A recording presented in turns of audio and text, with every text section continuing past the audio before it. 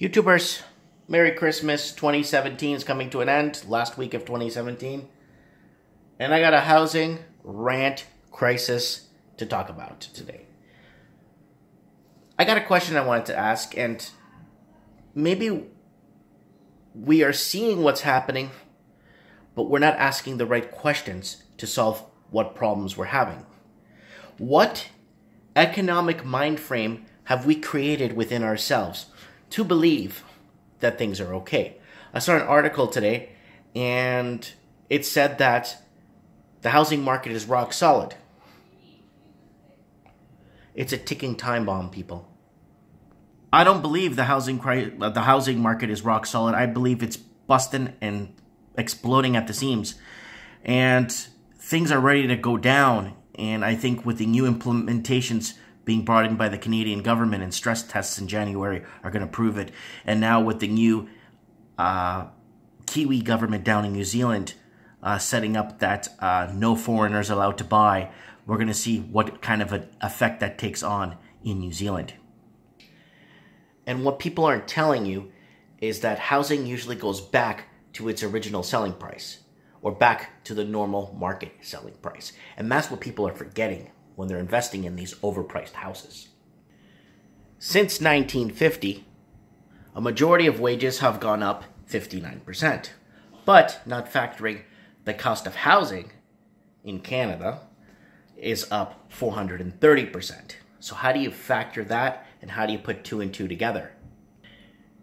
It's called interest rates, low interest rate, flat interest rates. How does it work? Well, you stimulate the economy by pumping in free money. And what happens? Interest rates need to go back to normal. In a normal functioning economy, interest rates should be around 4.5 to 5%. So when everyone's complaining, oh, we're being crucified, we are being tortured, why are they raising the rates? I can't afford an extra $100 a month. This backlash would destroy us. It's not a backlash. It is backlash, but it's not being done on purpose. Economy needs to find a way to grow.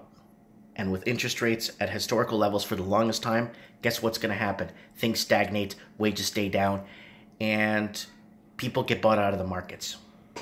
Our market-driven economic system has created huge gaps, inequalities. You could see it every day when you're out and about. You could see it when you drive through different neighborhoods. And this is causing a huge reverb effect in the middle class, where the middle class is becoming extinct. And now, if you look at inflationary and buying power from the 1960s to now, we are earning less than what our parents did back in the day. I know, it sounds really nuts, but look it up, do the math. We are earning less because the buying power has changed and the price of everything has skyrocketed to a point where you need to work 5-6 jobs just to make ends meet, if you want to make ends meet properly and live a lifestyle like you would in the 1960s. And we're in 2017. Back in the day, people would have layaway. Our mental psyche back in the day, my dad's mental psyche, is save up for it and buy it. Now people turn to banking for loans. But in all fairness, the banking brought on this huge banking deregulation. Sorry guys, I'm just trying to bring this off the top of my head. There was huge banking, the banking brought in financial deregulation, and what happened with this is it made it harder and brought this illusion to people to think that the banks have so much power and money and they could lend us and they could give us money. Banks are not there to lose. Banks are there to make a profit. If they know they could get late charges off you, take money from a person that doesn't have it, which they usually do, and probably put you in a lot worse circumstances than you were before, they would take you because you are golden to them. And it is really sad and true, but this is the whole psyche of how the bank works. The bank's not there to lose. The bank's there to make money. Everything around us is in a bubble. Our currency situation is in a bubble. Our housing situation is in a bubble. Bitcoin situation is in a bubble. Everything is in a massive bubble right now. In the summer of 2017, we saw prices soaring in the city of Toronto, faster than any other developed city in the world. You could see it. You saw the craziness going on in the summer of Toronto. It was just out of control. And look what's happening now in the winter of 2017. And political leaders are doing everything in their power to make sure the bubble doesn't burst. And this is what I've been talking about all these years, these underlying things that we cannot calculate. And what I've been saying for the longest time, if we were in a normal housing market and things went by the book, the way we were taught in school how things went, guess what? The bubble would have been bursted twice by now already in this last 20 years. So what is happening, people, and why is this happening? People seem to be forgetting what happened in 1997 in the United States, but they were bailed out. If the crash went to its ultimate destruction, or it went, instead of softening the crash in the US, they softened the crash. But they should have let it go, because right by now, 10 years later, it would have been, the US economy would have been rebuilt. But they decided to put in stimulus and bail out banks with the working poor's tax money. And no one's addressing this crisis like it should be addressed. There's no, and some of the lamestream media is addressing it because it's becoming out in the open and very public and what's going on. And what is out in the open and very public? The homelessness. And the homelessness is super out of control right now. And a majority of, and it's not your typical homelessness, it's more of economic homelessness that they can't afford to own. People that work can't afford to own. Or rent. Forget own. Rent. People that work full-time job cannot no longer rent anymore. A lot of people are having a really tough time making ends meet. And a majority of the people that you do see on the streets are people not hard on their times or just got divorced and got kicked out. It's not that. It's people, young people. And a lot of old, widowed women are suffering from what is happening with this housing crisis. And you know what else? More and more people are entering retirement with the mortgage. It's unbelievable. 15, 20 years ago, everybody had their house paid off in 5, 10 years. There's no way anyone would enter into retirement with the mortgage. And home ownership within retirees and people that have retired is on a huge decline. And now the central bankers are kind of like all stuck in a cardboard box. They've created all these bubbles, whether it's housing or our currency, fiat currency, and this stimulus thing here in Canada. And now they're afraid that everything's going to pop. But here we are getting from our mainstream media or lamestream or whatever media, giving us the insights that everything is good. Come to the bank. We can help you refinance. We can help you do things. We can help you organize. And people mention negative interest rates too coming. That will just explode our balance sheets. I don't know about you guys. Think about it. In my opinion, if interest rates do keep going up, which they should be, you're going to have a lot of unserviceable debt. And that's what's coming to a home near you. With rates this low, guess what? You can inflate asset prices. And what happened to homes? They became assets, no longer investments. And it's put a big dent in our economy. Look at the retailers. Look at it. The retailers, even Amazon, they're in a lot worse shape than they were in 2008. Why? Because the disappearance of the middle class. And I've been talking about the disappearance of the middle class like it's a broken record. And we're going to see a lot of surprises come 2018.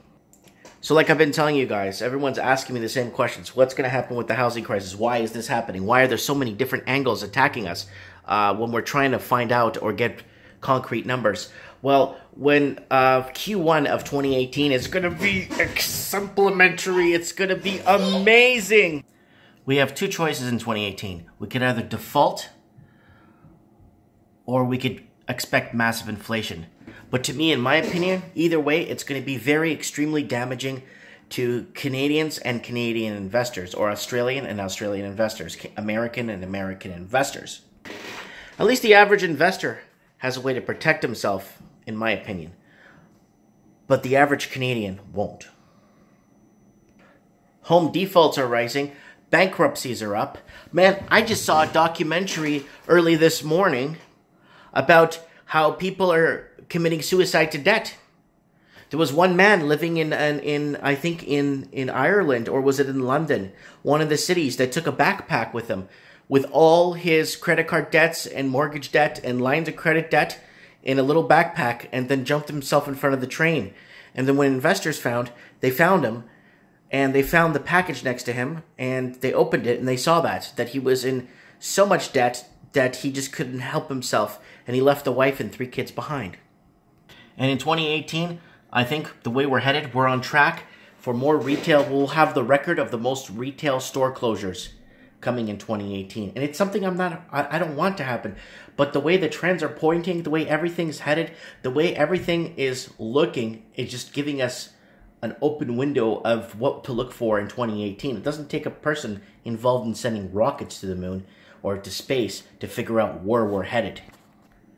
And this is the stuff I've been talking about for the last year, 2017 and 2016 and 2015 and 2014.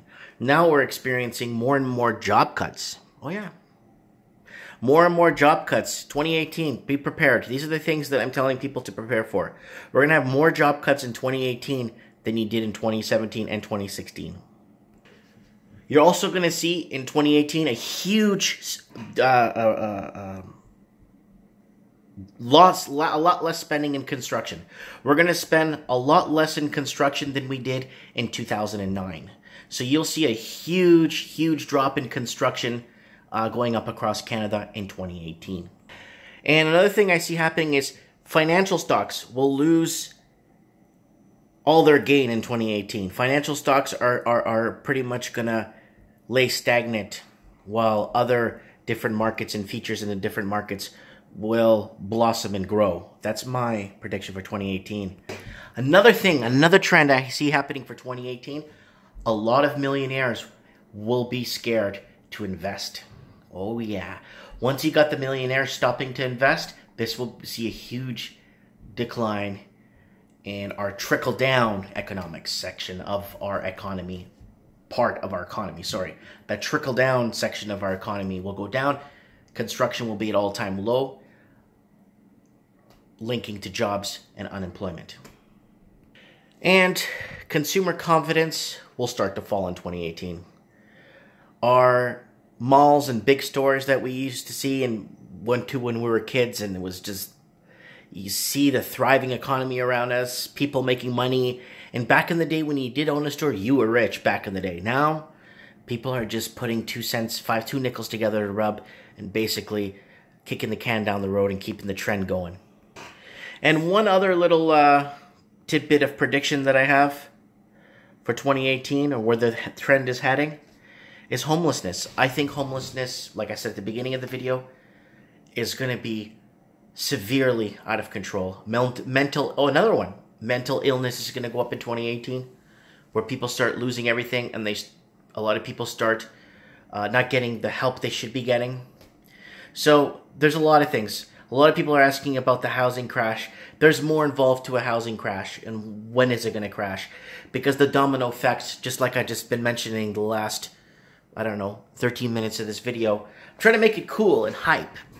As 2017 come to a close, people, and we're headed to 2018, I just wish and I hope that I am entirely wrong about everything I'm saying. I really hope I don't know what I'm talking about. I really hope that, I'm just there to create some fear porn in everybody. But the numbers are not adding up. And this is where the trends are headed. Anyways, guys, don't forget to join me for the last episode of Trends in the Housing Market for 2017. I'll be on live this Wednesday. Don't forget to be here with me. I'll have open lines. I'll have some guests on the show. See who wants to be a guest. I'll phone up a few people, and we'll take it from there. Guys, I don't know what's happening. I really wish I could tell you. I could tell you what's going on, but what's really happening is another story. And that's for us to find out. Comment below. Let me know what you guys think.